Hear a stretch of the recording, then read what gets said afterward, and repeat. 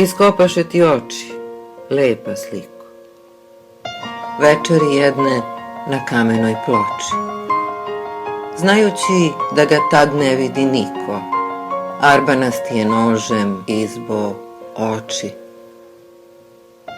Ali dirnuti rukom nije smeo, ni otmenuti lice, niti usta, ni zlatnu krunu, ni kraljevski veo pod kojim leži kosa tvoja gusta. I sada u crkvi na kamenom stubu, u iskićenom mozaikodelu, dok mirno snosiš sudbu svoju grubu, gledam te tužnu, svečanu i belu.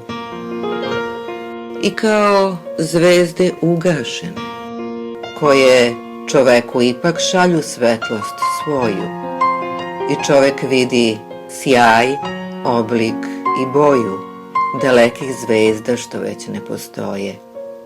Tako na mene sa mračnoga zida, na iščađaloj i starinskoj ploči, sijaju sada tužna Simonida, tvoje već davno iskopane